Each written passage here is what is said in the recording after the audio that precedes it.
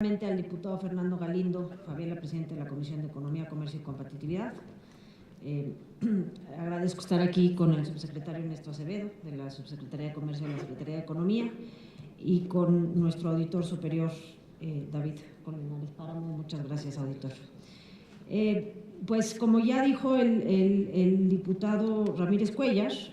sin duda la competencia es un importante motor de crecimiento. Y no nomás es un motor de crecimiento, sino que es un motor de crecimiento incluyente, lo cual me parece que es muy importante resaltar. Cuando los mercados funcionan en competencia, las empresas se esfuerzan por ser más eficientes, por ofrecer mejores condiciones de precio y calidad,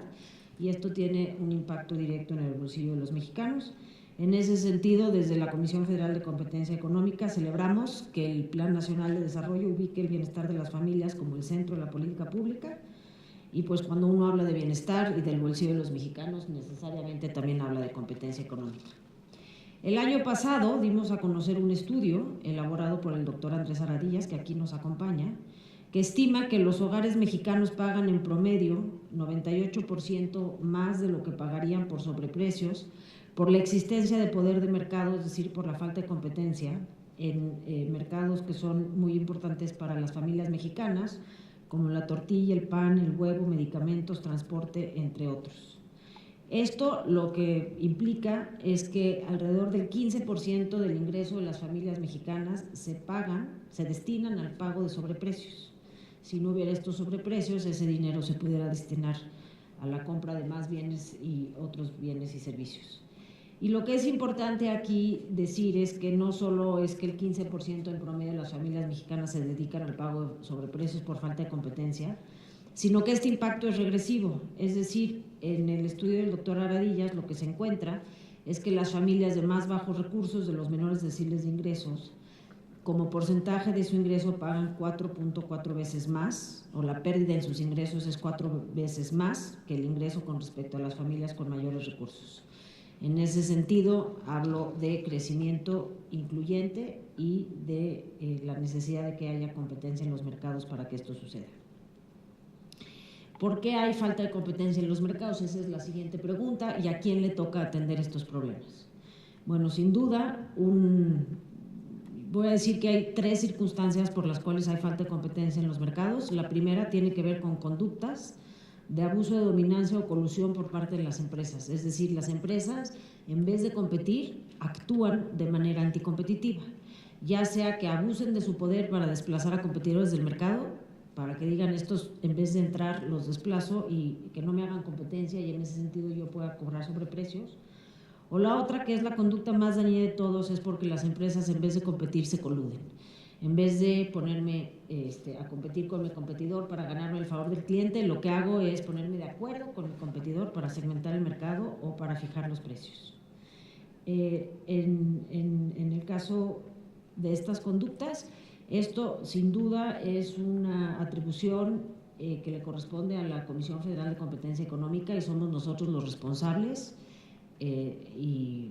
digamos los que nos deben de traer a rendir cuentas respecto a estas conductas de existencia en los mercados y qué estamos haciendo al respecto.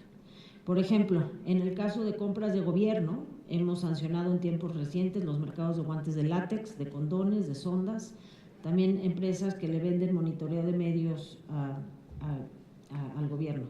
Estos casos, en nuestros cálculos, han generado pérdidas millonarias al Estado mexicano y en muchos casos han afectado al sector salud, ahora que estamos, o el Estado mexicano está revisando la compra de medicamentos y de materiales de curación. Por ejemplo, en el caso de condones y de sondas, la COFESE multó a 5 compañías y 7 personas físicas con un total de 113 millones de pesos por simular competencia y se ponían de acuerdo desde la propia investigación de mercado y luego también para decidir cuándo participaban en los mercados o no. Estas conductas generaron sobreprecios estimados que dañaron al erario público por 177 millones de pesos. Aquí creo que es importante resaltar que en los casos de guantes, en los casos de sondas, varias de las empresas que nosotros hemos sancionado también han sido nombradas por el gobierno como aquellas que más le venden al gobierno. Esto en particular en el caso de los mercados de curación. Nosotros lo que hemos hecho, además de sancionar estas colusiones, es dar vista a la Secretaría de la Función Pública sobre dichas investigaciones y dichas sanciones, con el objeto de que en el caso de la colusión, si es que además de que las empresas se pusieron de acuerdo, hubo participación de servidores públicos que coadyuvaron a esta práctica, se les sancione. Desgraciadamente no hemos sabido qué ha pasado con dichos asuntos en la Secretaría de la Función Pública, pero es necesario desde nuestro punto de vista que la Secretaría de la Función Pública y la Comisión Federal de Competencia Económica trabajen de la mano para combatir la corrupción y la colusión y la corrupción, que en el caso de las contrataciones públicas muchas veces van de la mano. Los problemas de competencia que se presentan en las contrataciones públicas pueden resultar de o a su vez alimentar actos de corrupción entre particulares y servidores públicos.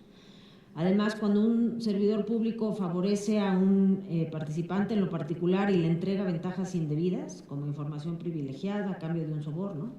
las empresas generan ganancias extranormales mismas que sirven para pagar estos sobornos. Entonces, me parece que es importante que entre las distintas dependencias del Estado mexicano vayamos cerrando filas para atacar estos casos de corrupción y colusión. En nuestro caso, nosotros, repito, tenemos sanciones a empresas que ya han sido nombradas por el Ejecutivo Federal como algunas de aquellas que más le venden al gobierno, en donde hemos detectado casos de colusión,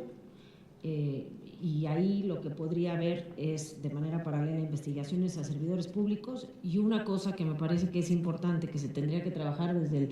legislativo, y me parece que es un tema relevante para el Plan Nacional de Desarrollo en las vertientes de corrupción y colusión, es trabajar una nueva Ley General de Contrataciones Públicas, entre otros temas, para que a las empresas que han participado en colusiones, que han vendido al gobierno con sobreprecios, se les inhabilite por participar, porque las sanciones administrativas de la COFESE, las sanciones monetarias administrativas de la COFESE son relevantes, pero en realidad a las empresas que le roban al erario público, hay que decirlo con todas sus palabras, lo que más les duele es la inhabilitación pública.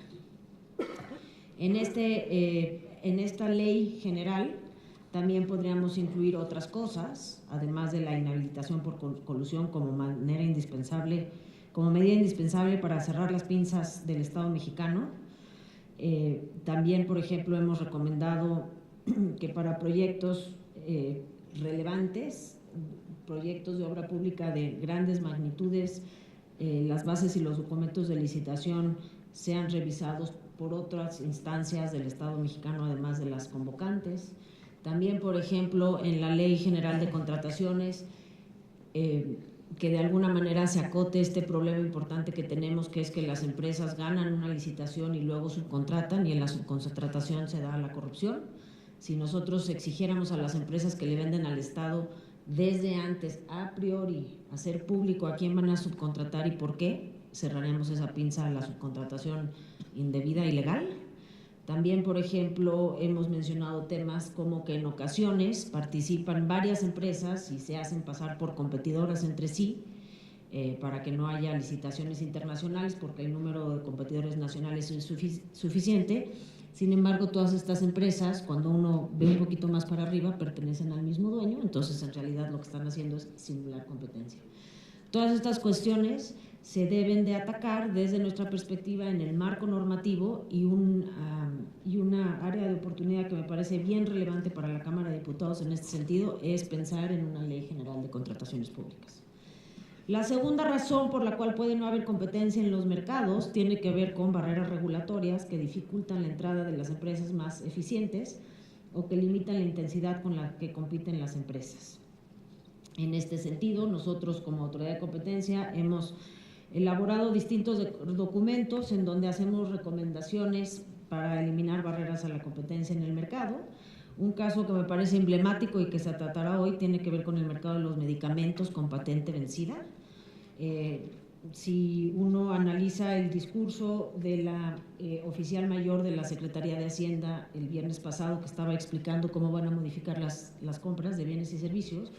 uno de los temas que ella comentaba es que en ocasiones el número de la oferta era corto o pequeño, porque había empresas que podrían vender esos medicamentos en el mercado mexicano, sin embargo no tenían los registros sanitarios. Y una de las actividades de la oficial mayor, o lo que ella mencionaba en su discurso, era el acercamiento con la COFEPRIS para emitir de manera más expedita los registros sanitarios. Nosotros tenemos un mercado que se llama el mercado de medicamentos con patentes vencidas en México. En este estudio lo que encontramos es que después de un año de vencida la patente,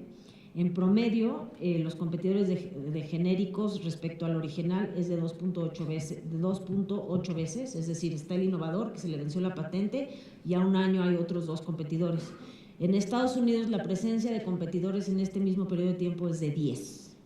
Lo que quiere decir es que en el caso mexicano 2 genéricos compiten con el innovador y en el caso norteamericano 10 compiten con el innovador.